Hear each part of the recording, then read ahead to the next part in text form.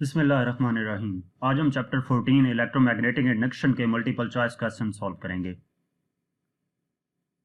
First MCQs है, for inducing EMF in a coil the basic requirement is that कि EMF induce करने के लिए, कॉइल में ईएमएफ इंड्यूस करने के लिए बेसिक रिक्वायरमेंट क्या है। तो इसका जो ए ऑप्शन है, flux should link the coil, change in flux should link the coil, coil should form a closed loop, both B and C are true.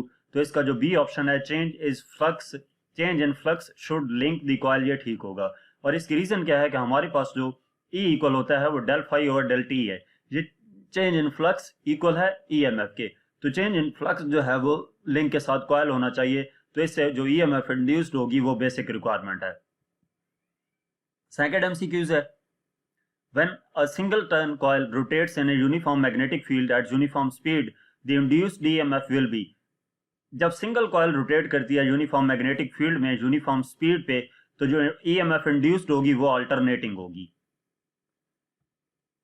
Third MCQs है, principle of dynamically induced EMF is used in A generator. जो dynamical induced EMF है principal, वो हम generator में use करते हैं क्योंकि dynamic induced EMF is generated when a current carrying conductor cuts the magnetic flux using relative motion. कि जो डायनामिक इंड्यूस्ड ईएमएफ है वो कब जनरेट होती है, जब करंट कैरिंग कंडक्टर जो है वो मैग्नेटिक फील्ड को कट करे रिलेटिव मोशन के थ्रू। तो generator works on production of dynamically induced EMF in the conductors. तो इसका सी ऑप्शन जनरेटर ठीक आएगा। नेक्स्ट एमसीक्यूज है, in Fleming's left hand rule thumb always represents direction of. Fleming left hand rule में जो thumb है वो mechanical force को रिप्रेजेंट करता है। ये हमारे पास जो थी लेफ्ट हैंड फ्लेमिंग रूल जो है उसके मुताबिक थंब फोर्स को डिपेंड करता है, फोर फिंगर मैग्नेटिक फील्ड को डिपेंड करती है, रिप्रेजेंट करती है, और जो मिडल फिंगर है वो करंट को रिप्रेजेंट करती है। तो यहाँ पे उसने थंब का पूछा था, तो थंब जो है वो मैकेनिकल फोर्स को रिप्रेजेंट करेगी। इसके बाद फिफ्थ एमसीक्यूज है, the field at any point on the axis of a current carrying coil will be. इसका ऑप्शन ए है perpendicular to the axis, B है parallel to the axis, C है at the angle of 45 with the axis, और D 0 है।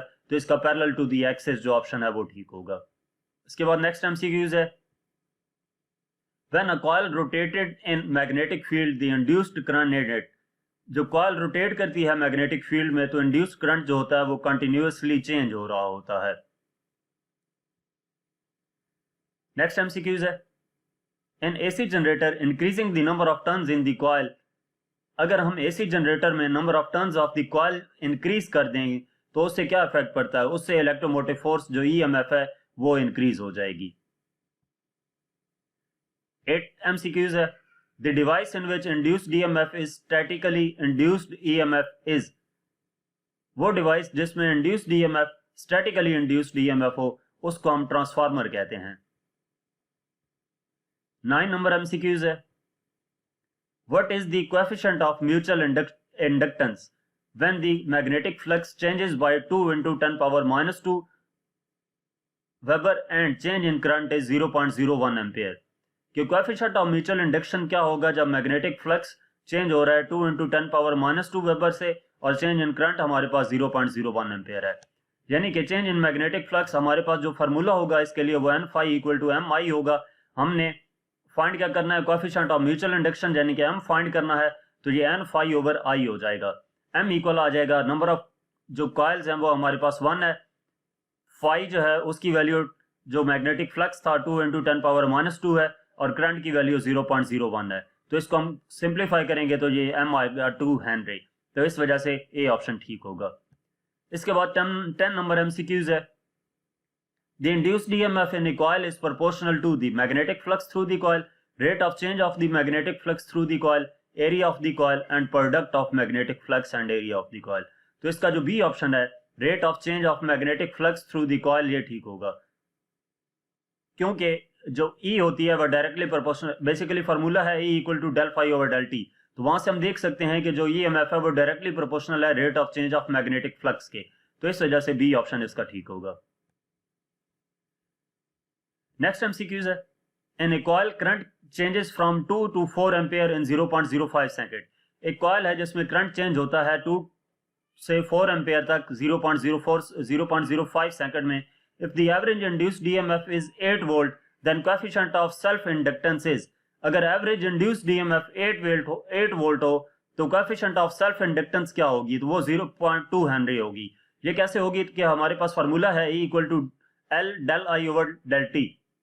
तो यहाँ से L हमने फाइंड करना है, जो सेल्फ इंडक्टेंस है, तो L इक्वल आ जाएगा E del T over del I। तो L इक्वल आ जाएगा एप्सिलॉन की हमारे पास वैल्यू जो 8 वोल्ट थी, और उसके बाद जो करंट था I 0.05 था, टाइम 0.05 सेकंड था, और जो करंट है वो डेल्टा I है, यानी कि 4-2 हो जाएगा। तो इसको सिंप्लीफाई करते हैं, जो 0.2 हेनरी आंसर आएगा। इसके बाद एमसीक्यूज नंबर 12 है, which of the following quantities remain constant in step up transformer. Step up transformer में कौन सी क्वांटिटी कांस्टेंट रहती है, तो करंट भी चेंज होता है, वोल्टेज भी चेंज होती है, हीट भी चेंज होती है, यहाँ पे जो पावर है वो सेम रहती है, यानी कि Pn इक्वल होगा P आउट के। तो एमसीक्यूज नंबर 13 है, step up transformer has a transformation ratio of 3:2। What is the voltage in secondary if the voltage in primary is 30 volt. एक स्टेप अप ट्रांसफार्मर है जिसमें ट्रांसफॉर्मेशन रेट 3:2 है step up transformer में। तो अगर secondary voltage हमने find करनी है, अगर प्राइमरी वोल्टेज 30 वोल्ट हो, तो हमारे पास जो फार्मूला होता है वो NS over NP equal to VS over VP होता है। हमने primary voltage secondary voltage find करनी है, तो VS एक तरफ कर लेंगे, बाकी क्वांटिटीज दूसरी तरफ ले जाएंगे। NS ओवर NP, VP उधर जाकर मल्टीप्लाई हो जाएगा, तो NS VP ओवर NP आएगा। VS इक्वल हो जाएगा, NS की वैल्यू 30 है हमारे पास, NP जो प्राइमरी रेशो है वो 2 है, और प्राइमरी वोल्टेज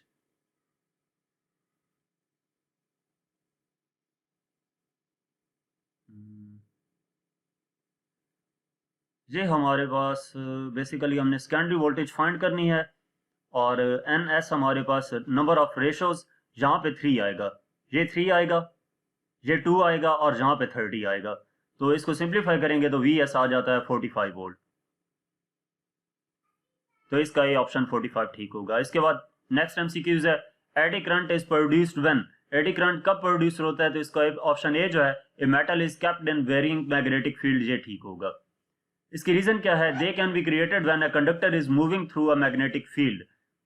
ये कब क्रिएट होता है, कि जब कंडक्टर मूव करता है मैग्नेटिक फील्ड में, और when the magnetic field surrounding a stationary conductor is varying, या फिर जो स्टेशनरी कंडक्टर है वो वेरी कर रहा हो।